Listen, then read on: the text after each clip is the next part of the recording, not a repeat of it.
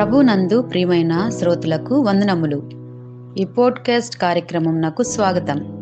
మీ అందరి కొరకు ఈ కార్యక్రమమును ప్రసారం చేయుచున్నాం. విని దైవాశీస్సులు పొందుకోగలరు. ప్రియమైన శ్రోతలకు మన ప్రభువైన యేసుక్రీస్తు నామములో శుభోదయం. శ్రోతలారా, బాగున్నారా? మీ కొరకు ప్రతిదినం ఫీబా ఇండియా పక్షముగా ప్రార్థన చేస్తున్నాం. రండి, ఈ ఉదయకాలము దేవుని సన్నిధిలో వాక్యాన్ని ధ్యానము చేద్దాం. స్వస్థపరచు హస్తము అనే అంశాన్ని ఈ ఉదయకాలం ఈ మధ్యన జ్ఞాపకం చేయాలని ఆశపడుతున్నాం. మత్తయి సువార్త 8వ అధ్యాయం 3వ వచనము ప్రకారం, అందుకాయన చెయ్యి చాపి వానిని ముట్టి, నాకిష్టమే, నీవు శుద్ధుడు కమ్మని చెప్పగా తక్షణమే వాని కుష్ఠరోగము పోయి శుద్ధుడాయెను. నిజంగా ఈ ఉదయకాలము వాక్యం వింటున్న మీరు నేను, దేవుడు మన ఎడల స్వస్థపరచు దేవుడని, యేసయ్య నిజముగా క్రీస్తు జననముతో కృపాకాలము ప్రారంభమయ్యనని మనము గ్రహించవలసిన ఆవశ్యకత ఉన్నదని దేవుని వాక్యం తెలియజేస్తుంది.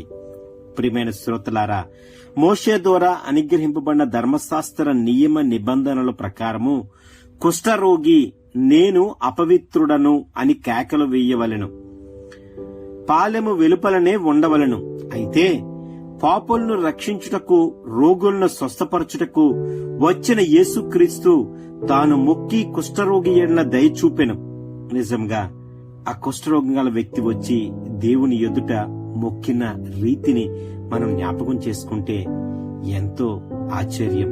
ఎందుకంటే మనకు తెలుసు కదండి, కుష్ఠరోగం ఉన్నవారు ఊరికి వెలుపల ఉండాలి. కుష్ఠరోగం ఉన్నవారు మనుషులు ఉండే సముదాయాల దగ్గరికి, మనుషులు ఉండే సమాజం దగ్గరికి వారు వచ్చే పరిస్థితి లేదు.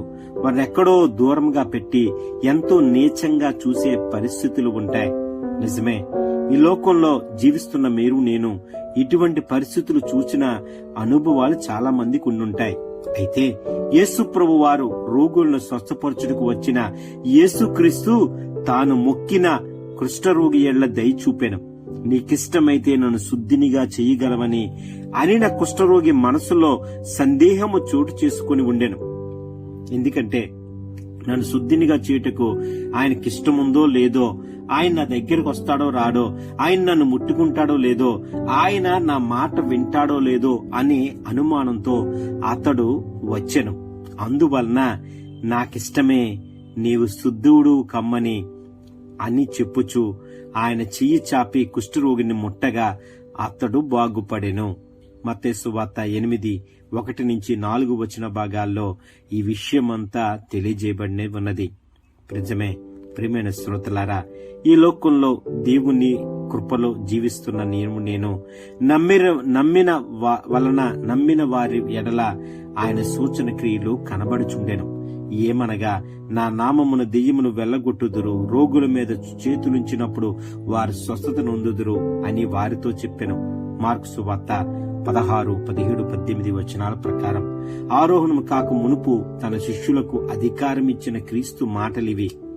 నా నామమున రోగుల మీద చేతులుంచుడి, నేను వారిని స్వస్థపరిచెదను అని అభయమిచ్చుచున్నాడు. కనుక భయపడకుండా చేతులుంచి ప్రార్థించవచ్చును. సంఘ పెద్దలు నూనె రాసి ప్రార్థించుట వలన స్వస్థతలు కలుగుచున్నవి, జరుగుచున్నవని దేవుని వాక్యం తెలియజేస్తుంది. నా తల నూనెతో అంటియున్నావు, నా గిన్నె నిండి పొర్లుచున్నదని దావీదు యొక్క అనుభవాన్ని సత్యముగా మనం గ్రహిద్దాం. అందుకే పిసి నెల్సన్ అను దైవజనుడు ప్రమాదమునకు గురి అయిను. అతని కుడికాలు పూర్తిగా నలిగిపోయినందున ఆపరేషన్ ద్వారా దాన్ని తొలగించుటకును, నెల్సన్ గారి ప్రాణము నిలువబెట్టుటకును వైద్యులు తీర్మానించిరి. చాలా మంది దీర్ఘకాల రోగులు స్వస్థతలు కన్నులారా చూచిన దైవజనుడు, అనేక మంది కొరకు ప్రార్థన చేసిన దైవజనుడు శస్త్రచికిత్సను నిరాకరించెను. తన ఇంటికి వెళ్లి అనుదినము పెద్దల చేత నూనె వ్రాసుకుని ప్రార్థన చేయించు వచ్చెను.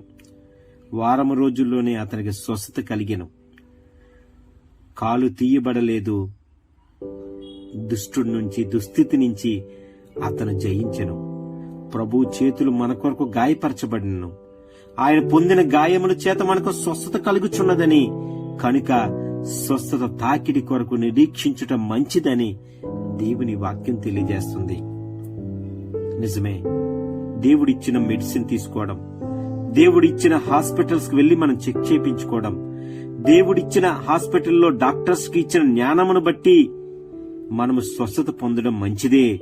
అయితే పూర్తి స్వస్థత కొరకు దేవుని మీద ఆధారపడుతూ ఆయన దేవా నన్ను శుద్ధుడు చేయమని, దేవా నన్ను స్వస్థపరచమని దేవుణ్ణి మనం అడిగినప్పుడు ఆయన మనకు సంపూర్ణమైన స్వస్థత ఇస్తాడని మనం గ్రహిద్దాం. ఒకవేళ నాలో మీలో ఏదైనా అనారోగ్య పరిస్థితులుంటే పెద్దలచే, దైవజనులచే ప్రార్థన చేపించుకుందాం, స్వస్థత పొందుదాం. దేవుడి హస్తము మన మీద ఉంది. స్వస్థపర హస్తమును మనకు ఆయన ఇచ్చి ఉన్నాడు. అట్టి రీతిలో అనేక దేవులు వెలగొట్టుట నూనె రాచి అనేకులు రోగులు స్వస్థపరచుచుండేది. మార్క్సు వద్ద 6:13 దేవుని వాక్యం రాయబడినది. అట్టి రీతిలో స్వస్థత కొరకు దేవుని సన్నిధిలో ప్రార్థన చేద్దాం. ఆయన హస్తము స్వస్థపరచు హస్తముగా ఉన్నది. దాన్ని మనము ద్వారా స్వస్థత పొందుతాం. ఈ మాటలు దేవుని వినికిడిలో దీవించునుగాక. ఆమేన్. ఈ కార్యక్రమమును గూర్చి మీ సలహాలు మరియు మీ ప్రార్థనా అవసరతల కొరకు మమ్మను సంప్రదించవలసిన మా ఫోన్ నంబర్ 9448058503 మరియు ఈమెయిల్ ఐడి info@fibaonline.org.